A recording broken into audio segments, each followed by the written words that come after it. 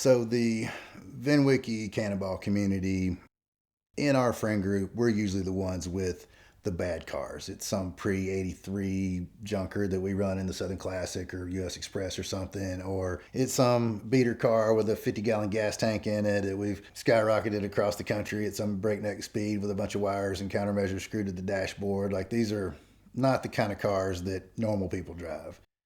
But amongst us, even though we're usually the guys with the weird cars, we all have friends who have even worse cars. And here's a couple stories of those. Not really in chronological order, but one of the standouts is when I first started doing movie special effects after college. I worked at this studio in downtown Atlanta, and we had these two animators from Italy. And now we're all like young, early 20s. These two guys spoke a little bit of English. They were roommates. They would have made like a perfect sitcom between the two of them. They were really inappropriate, just as, that Italian bravado. They were just these, one was really tall and skinny. The other was kind of a shorter, stockier guy. They were kind of like Mario and Luigi, kind of build. And they were the most female obsessed people I've ever known in my life. It just, their whole world revolved around adult films and meeting girls, and like that was just sort of what they lived for. None of us really made a whole lot of money or anything like that, but being newly in America and wanting to live that American dream, they wanted like a American convertible. They were gonna cruise the streets and meet some women, and they got what to them was a classic American convertible, which was a horribly faded red Chrysler LeBaron convertible, but it was the one like with the wood paneling on the side, kind of like the one from Planes, Trains, and Automobiles, the green one. This was that car, but in red. Wood panels all faded. The red paint is faded to this weird sort of pink. So it was just this kind of pink and beige, peeled up, like wire hubcaps, 4-cylinder with an exhaust leak, ratty rag top. But these two guys would get out in that car and cruise Peachtree Street as if they were in a 57 Eldorado Barrettes, just top down, living the American dream. And I don't think the car ever got them the female attention they were hoping, but the spirit was there. We always kind of rooted for them. But that was just one of probably the worst car that I've ever had somebody have that they thought was an awesome car, which made it an awesome car. Another really terrible car that somebody also thought was pretty awesome was a friend of mine, and this friend went by PJ. And PJ had like a Pinto, like the 70s, like the little slopey hatchback, kind of looked like a little frog, the one that was famous for like exploding if they got into a rear end collision. He had this Pinto that was like mostly primer gray. He had put some kind of mag wheels on it. It had this awful 4-cylinder with just no exhaust. Like, he just cut it off, and it was just this straight pipe. Now, this is early 1990s. This is 20 years before all these guys are riding around with Honda Civics with no pipes on them and droning through the night. He was way ahead of this Fast and Furious crowd. But in some weird universe, in his mind, this was some sort of like spy car kind of thing. And he had all these funny gadgets he would put on it, one of which was a smoke screen. And the way he did it was he took the windshield washer squirter thing and put some mix of like automatic transmission fluid and methanol, something in there to kind of thin it out a little bit. And he ran the hose that normally went to the wiper squirter, because he didn't have a windshield wiper, so why get the squirter? He just ran it into his intake manifold. So when he hit the windshield squirter, it would just dump transmission fluid into the engine, burn it through, and just make this horrendous smoke cloud out of the back. So he would ride around in this thing, and I think I rode in it once or twice, but it was just awful. It was like Smokey's Pinto and Friday, like it didn't really want to shut off. It would kind of diesel, and it was just this awful car. But he loved it. And I think it maybe like either wasn't registered, or it was like his aunt had a different Pinto that the registration was actually to that Pinto or something. So at some point, like, I go over to catch up with my friend, and the Pinto is parked in my friend's driveway, and the engine is just screaming. They're just sitting on the porch watching it. And I pull up, and I'm like, what's going on?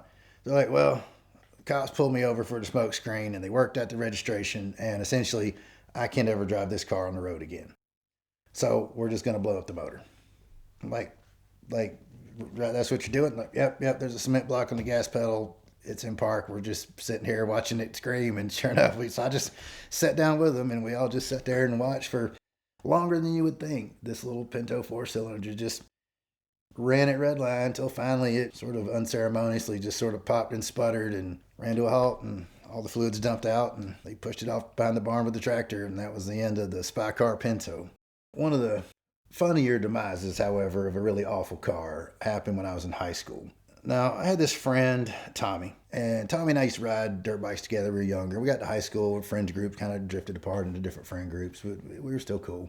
And this is that era where like lowrider trucks were the thing. Like lowrider cars, lowrider trucks, everybody, if you did it right, you got like, you flip the axle above the springs in the back, and you got like drop spindles in the front, so you kept your steering geometry good and the tires didn't wear out. And that was the right way to lower stuff. Of course, people like me, I couldn't afford the spindles. So what I did, I took a 4x4 piece of wood under the front of the truck and then heat the coils up with a blowtorch until the coils settled down. And that way, it bottomed out on the wood. You'd still have the ground clearance, but just lowered the car a little bit, flipped the axle in the back. Now I got a low rider, didn't have to spend any money. Well, Tommy, who had a Ford Escort, there was not really any good version of a late 80s, mid 80s Ford Escort, but this was one of the worst ones. It was like this weird kind of sky blue color, sort of chalky, all faded out. It was like the hatchback, but it was the 4-door hatchback. So it wasn't the wagon. It wasn't the little sporty 2-door. It was just this weird hatchback 4-door thing, sky blue, little 13-inch wheels on it. So Tommy decided he was going to lower his Escort, but not thinking about putting the wood underneath it or doing something to sort of stop from going all the way down. He and a friend got out a couple of bow torches and started heating coils out and just got them hot enough that the car just pretty much set all the way down on the bump stops. And now they've done the front, or one side, I think, so they do the other side to make it match. So essentially, Tommy reduced his suspension just to the air in his tires. And you'd see him cruise around town. They'd just be bouncing everywhere they went. It was just riveting down the road. There was no suspension in this car whatsoever, just bouncing on those little 13-inch tires. And Tommy had kind of a mean streak in him. He wasn't a bad dude, but little bit of a prankster, but maybe not in a nice way. And again, we live in this small little town, and there was this guy, we called him Wild Bill. And Wild Bill was probably disadvantaged in some way cognitively. He's a really sweet guy, and he still lived with his mom. He's a little bit older than us, but he had a little moped scooter, and he would just ride around town, and businesses would, they pay him a little money to sweep up or haul out the trash. They just gave him little odd jobs, and he was a really sweet guy. Everybody liked him. But one day, it was raining real hard, and I was not around for this. This is as the story was related to me in a town of 1,500 people, that Tommy's driving down the road with a bunch of his friends in the Escort. And they see Wild Bill going down the sidewalk, as he often did in his little moped. And there's a big puddle right there. And Tommy decides he's going to hit the puddle and splash Wild Bill. Not a cool thing to do. And this is where instant karma comes in. So, according to the story I heard by somebody else following this incident, Wild Bill's going down the sidewalk. Tommy's driving, car full of buddies in the Escort. And right as he hits the puddle, I guess not anticipating the resistance the water was going to put, as soon as he hit the water, it just forced the wheel one way. So it just forced his steering wheel, and he went right over the curb, totaled it into a telephone pole. There went the end of the Escort. Wild Bill escaped a splash, and the world was free of one more awful car. I'm at the Lars Anderson Auto Museum, home of America's oldest car collection, and they are holding a sweepstakes where one of you is going to win this Porsche 992. You can enter at the link in the description below, and you will have an amazing car, but much more importantly, you'll be helping keep America's car culture alive. The Lars Anderson Auto Museum is the hub of New England car culture, and that is why every week here on the grounds, there's something amazing happening. So if you're in the Boston area, come say hey, and either way, enter to win this thing because it's awesome.